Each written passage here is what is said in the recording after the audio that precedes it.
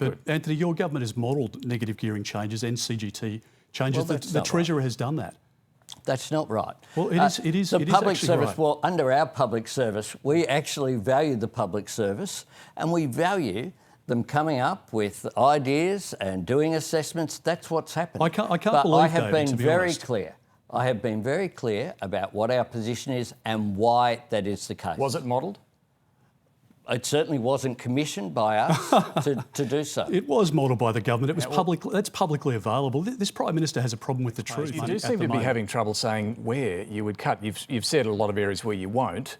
What about foreign aid? Would you cut foreign aid? We've said in relation to the public service that we will protect frontline positions, which I think is important, incredibly important. And we've announced more funding for GPs into general practice, and there are many other areas so where do you could cite. This is the question. Where do you cut? Where we find inefficiency, David, and it's not something you can do from opposition to redesign the public service and the way in which that structure works. Is foreign aid going to be cut? Well, we haven't made any announcements in relation to foreign aid, and there's a lot of good that we're doing in foreign aid. And the principle that we've had, like any good Liberal government, like John Howard when he came in '96 after Keating had done so much damage, we will make sure that we're spending taxpayers' money efficiently.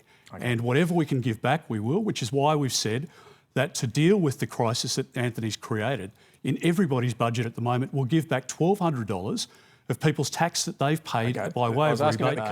If local communities, be they local farmers or local communities where you've earmarked these nuclear plants to go, if they say no, and if the state governments say no, which in Queensland the LNP government isn't on board, what happens? Do you override them? Well, David, the Commonwealth obviously has powers and we can exercise those powers if need be, but we can work with the state governments. In South Australia, the South Australian Premier has been very clear of his support for nuclear, as many figures within the union movement and in the Labor Party have as well. So you'd override those concerns? We'll work to find consensus. Use Commonwealth if we powers can't find consensus, then we'll do what's in our country's best interest. I understand the propensity to get stuck into each other. You're agreeing we are seeing the impact of climate change? I think you can see that there's an impact, David, but I don't. In my home state, you made reference to floods and natural disasters events. We were out in Thargomindah the other day. That has been a part of the history of our state, of this country, and we need to. Is it getting worse? Well, I'll leave others to. What do you think? You're a Queenslander? I'll let scientists and others pass that judgment. But really, you're not willing to say this is climate change happening right now? Well, as the Prime Minister refused to do the other day, to make comment in this regard as well, I don't know, David, because I'm not a scientist and I can't tell you whether the temperature has risen in Thargomindah as a result of climate change or that the water levels are up in Thargomindah's latest flood as a result of climate change. Can I talk about the science and be a Prime Minister who backs it up?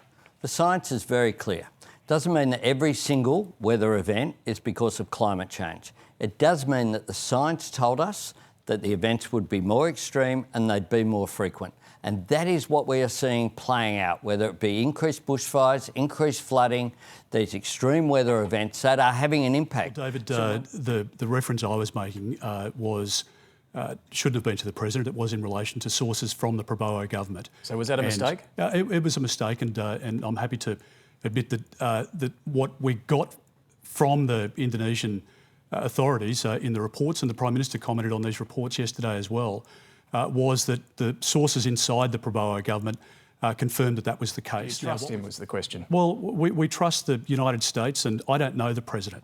I've not met him.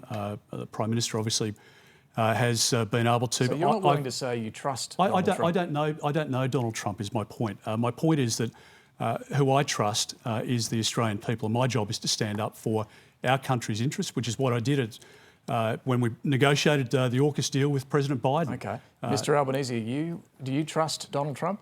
Yeah, I have no reason not to. I've had a couple of discussions with him. In the last discussion, we agreed on a series of words that he would give consideration. Great consideration was the words that he used.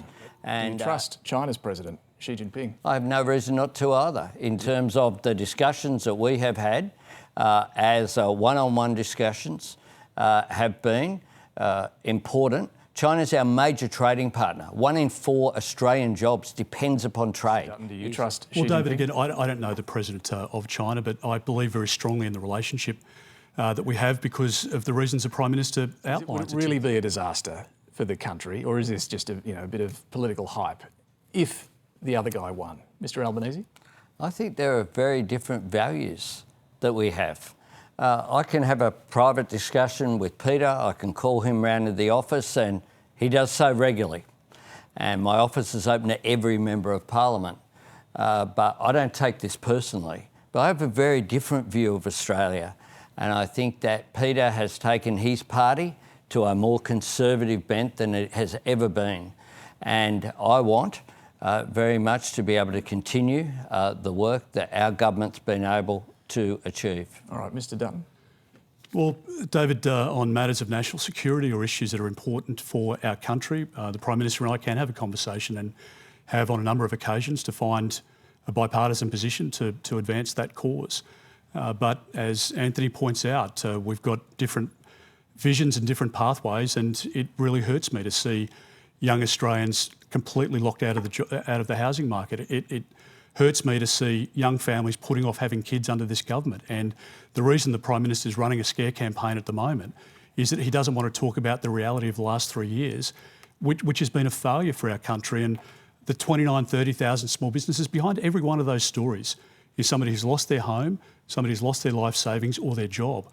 And I have a vision where we can run our economy successfully so we can help people up and provide support to them and to keep our country safe.